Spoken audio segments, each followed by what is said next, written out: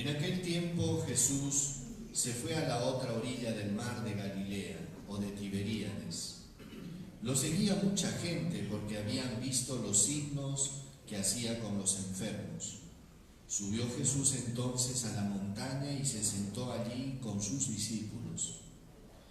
Estaba cerca la Pascua, la fiesta de los judíos. Jesús entonces levantó los ojos y al ver que acudía mucha gente, dice a Felipe: ¿dónde compraremos pan para dar de comer a toda esta gente?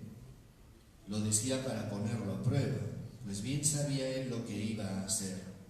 Felipe le contestó: 200 denarios no bastan para que cada uno le toque un pedazo de pan.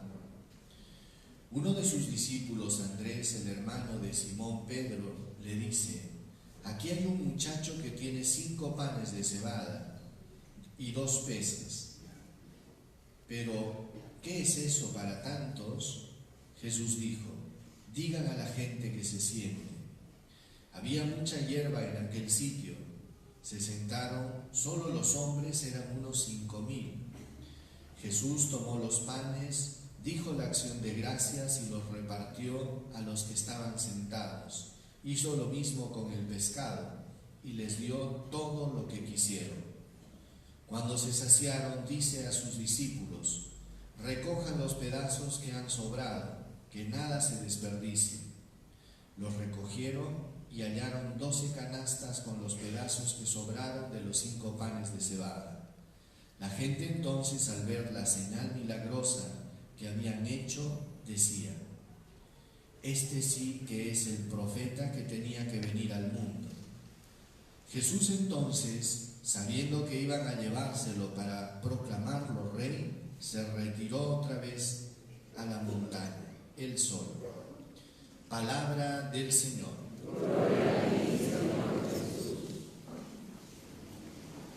Tomen asiento, hermanos. Hermanos, para entender este evangelio es bueno que nos remontemos a lo que había ocurrido la semana pasada. En el evangelio que escuchábamos la semana pasada veíamos cómo Jesús había enviado a sus discípulos y estos discípulos, contentos y felices de la experiencia de evangelización, regresan y comienzan a contarle a Jesús todo lo que había pasado, cómo los enfermos se sanaban, cómo los demonios eran expulsados. Estaban compartiendo con alegría esto y Jesús les dice: vámonos a un lugar solitario, vámonos a un lugar tranquilo, porque dicen que había tanta gente que no tenían tiempo ni para comer. Cogen la barca, cruzan el lago, desembarcan y encuentran una multitud de gente. Y entonces ahí es que nos encontramos en este pasaje. El Evangelio de Marcos dice que Jesús sintió lástima porque estaban como ovejas sin pastor y les enseñó con calma. Aquí el Evangelio de Juan menciona de que Jesús sube, dice, a la montaña y viendo esa multitud sintió compasión. Era una multitud de gente que estaba persiguiendo a Jesús, estaban siguiéndolo. Y es que Jesús les había dado algo que nadie les había dado. Les había dado, ¿saben qué? Esperanza. Les había dado esperanza, ¿por qué? Porque ellos se habían abocado a escuchar las palabras del Señor y a poder tener la esperanza de recibir un signo milagroso para sus vidas. Y era mucha gente, pobres, pecadores, porque todos encontraban acogida en Jesús. Y es ahí pues de que Jesús, en medio de toda esta multitud, se le ocurre una iniciativa un poquito complicada. Y lo llama Felipe, que Felipe era muy especial, ¿eh? Felipe era muy calculador, era de estas personas que antes de hacer algo primero hace encuestas. Entonces le dice a Felipe: denles ustedes de comer. Y era un problemón. Felipe dice: se necesitarían más o menos 200 denarios para darles un poquito a cada uno. Miren, un denario era el jornal de un día, de un trabajador. 200 denarios era platita. y conseguir tanto dinero para darles de comer a esta gente era pues toda una hazaña, ¿verdad? Entonces Jesús los involucra en un problema en el que ellos de repente no tenían nada que hacer. En otro evangelio se menciona de que los discípulos se habían percatado del problema, habían reconocido el problema, y antes de que Jesús diga esto, ¿saben lo que hacen los discípulos? Le dicen a Jesús: Maestro, diles que se vayan a sus casas, porque ellos los habían visto que ya estaban débiles y cansados. Son 3 días que estaban persiguiendo a Jesús. 3 días. Jesús cruzaba el lago y ellos se daban la vuelta, y él cruzaba otra vez y se daban la vuelta, y estaban en esto. Pero Jesús no se inquietó. Bueno, frente a esta iniciativa de Jesús, ¿saben qué sucedió? Al pedirles Jesús: denles ustedes de comer, entonces ahí aparecen las actitudes de los diferentes discípulos. Felipe, calculador, un poquito pesimista. Tomás, otro pesimista, incrédulo. Pero hubo por ahí otro discípulo que se llamaba Andrés. Andrés tiene una actitud preciosa. ¿Saben por qué? Porque es un tipo proactivo, es un tipo ingenuo, pero que sin embargo, ¿saben qué? No se queda focalizado en el problema, sino se focaliza en ¿qué? En la solución. Y él no está pues ahí pensando y lamentándose, inmediatamente involucra a un muchachito que tenía 5 panes y 2 pescaditos y lo trae donde Jesús. ¡Qué interesante! Y gracias a él se da el milagro de la multiplicación. Y todos comieron de sobra, dice, y sobraron ¿cuántos canastos? 12. Miren, qué interesante esta actitud. Hay muchas personas que cuando hay problemas, ¿saben qué hacen? Inventan nuevos. Son fábrica de problemas. Hay problemas y creen que la solución es pelear, que la solución es buscar al culpable. Y al final no hacen nada, simplemente el problema se hace más grande. Hay personas que son como Andrés, que cuando hay problemas buscan soluciones. Una vez me ocurrió así. Habíamos organizado la chocolatada en un lugar donde yo trabajaba. Habíamos organizado y ya estaban los niños, y cuando llega el momento de hacer el chocolate, ¿saben qué pasó? No había chocolate, faltaban algunas cosas. Y es que habían supuesto de que ya todo estaba organizado, y entonces uno le decía al otro: pero tú decías que había chocolate. Sí, había un chocolatito chiquito, pero ¿qué era? Es que yo pensaba, es que yo suponía, y es que a veces es así. Por eso yo ya no supongo nada, porque yo digo y a veces supongo que me han entendido al revés, y a veces acierto, me entendieron al revés, entonces creo que el problema soy yo.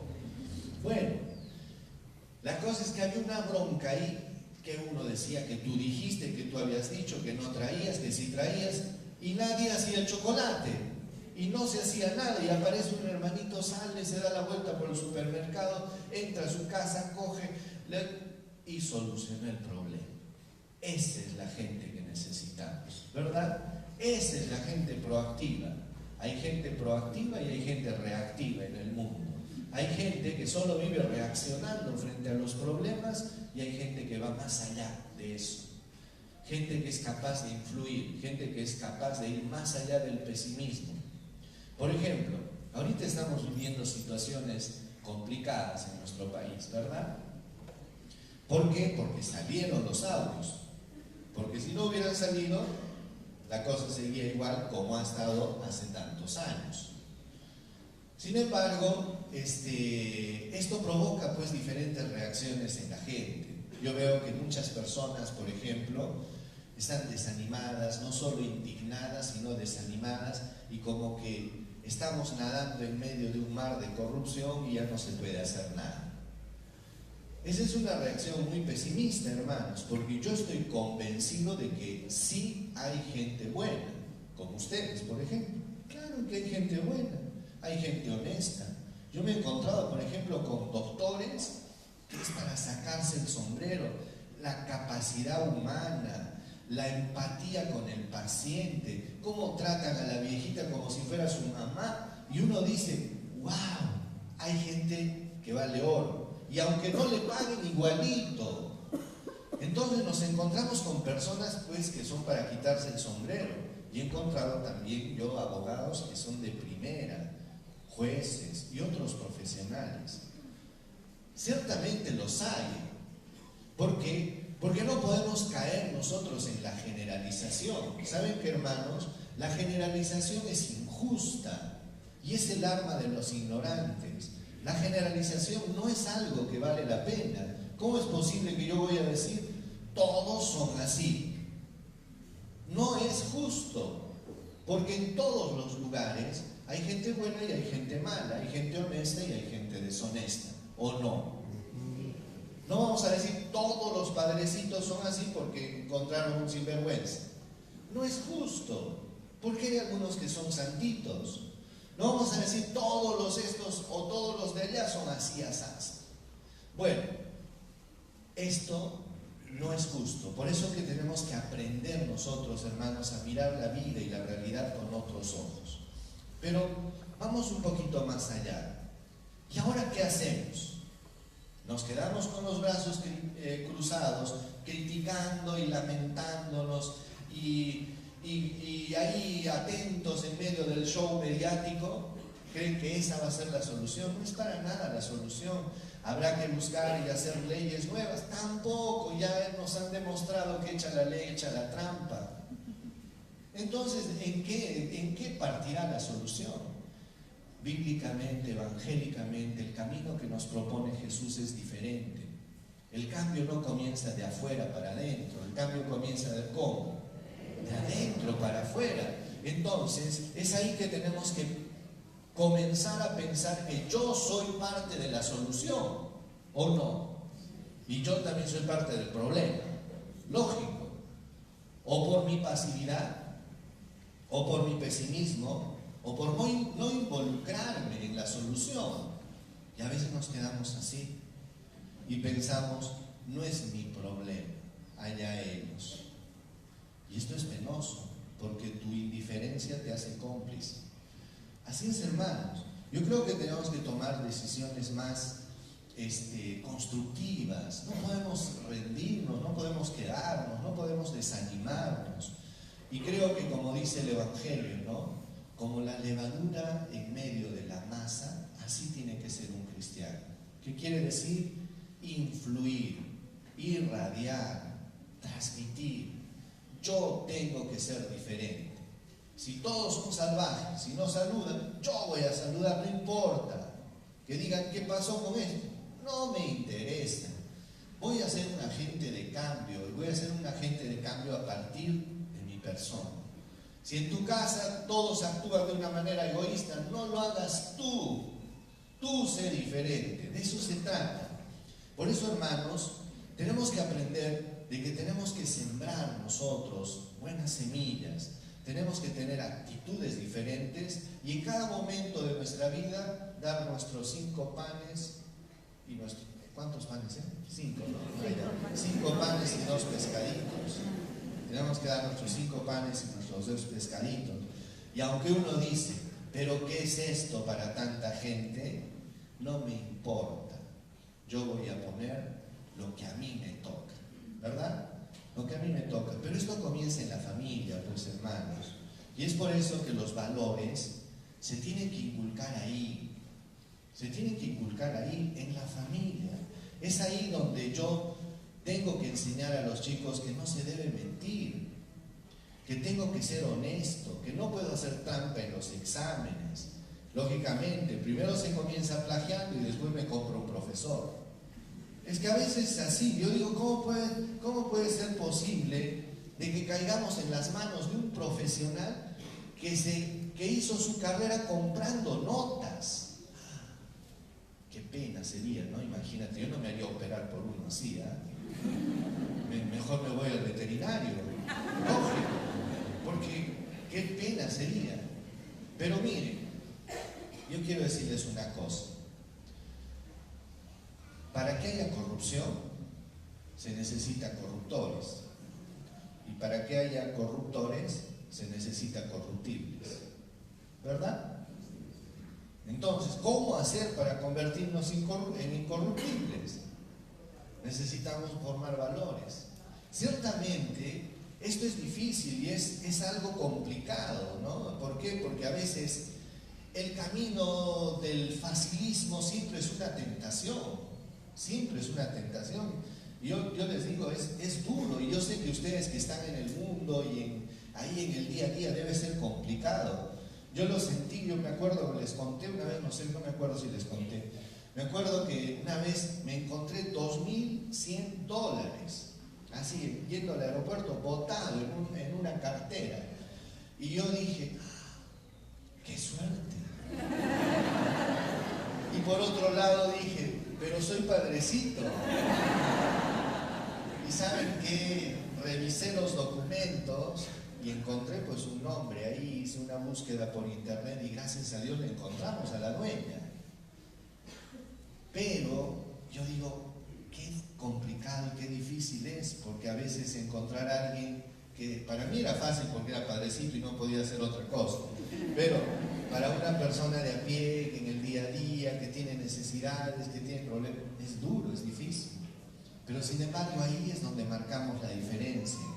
Y de repente pues no saldrán ahí cosas así publicadas, pero qué bonito es cuando, hermanos, nosotros hacemos esa milla extra, marcamos la diferencia y comenzamos a construir un mundo diferente.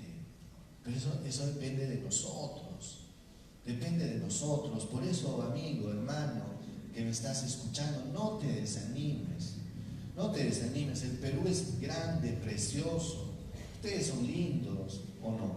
Claro que sí. Entonces, por eso que tenemos que ponerle entusiasmo y ganas a la vida, no rendirnos. Comienza a ser un buen vecino, no seas tan amargado. Miren lo que decía la segunda lectura. Dice, ¿no? Miren lo que decía San Pablo, ¿eh? Yo, el prisionero por el Señor, porque estaba en la cárcel él, les ruego que vivan de una manera digna, como pide la vocación a la que han sido llamados. San Pablo era consciente de que estaba en la cárcel injustamente, por hacer el bien, pero no por eso él se amilanó, se desanimó, se frustró y entró en depresión. No, ¿qué hizo San Pablo? Les escribe desde la cárcel y les dice, el prisionero por Cristo, dice, vivan de una manera digna, como pide la vocación a la que han sido llamados. Sean siempre humildes, nada de figuretes. Humildes, amables, sean comprensivos, sopórtense mutuamente por amor. Esfuércense por mantener la unidad del espíritu con el vínculo de la paz. Y es que tiene que haber una característica que distingue a los cristianos: humildad, amabilidad, mansedumbre, gente de paz. Entonces, queridos hermanos, nada está perdido. La tarea comienza, hay que decidir cada uno de nosotros en convertirnos en parte de la solución. ¿Ya? En parte de la solución, pongamos ese granito de arena, nuestros 5 panes y nuestros 2 pescaditos a disposición del Maestro, y seguramente esto provocará. Yo no sé si realmente, no sé. Yo sé que ha habido un milagro ahí, pero no sé si la actitud de este pequeñito provocó que los que tenían su pan guardado ahí abajo lo sacasen. De repente este chico les contagió. Claro que hubo un milagro ahí, pero ¿cuál fue el milagro? De que la gente saliera de su egoísmo y comenzara a ser generoso. Puede que haya habido así el milagro, estamos forzando la interpretación, pero podría haber sido quizás así. ¿Qué hubiera sido, no? Que de repente una actitud contagió y dijo, uy, qué mezquino que soy, yo también saco mi pancito. Y como todos sacaron su pancito y todos parecían pobrecitos, y a la hora de la hora, multiplicación. Entonces, hermanos, así tiene que ser, ¿ya? No te canses, vamos a ponerle ganas y a seguir adelante. Amén. Amén. Creo en Dios, Padre Todopoderoso,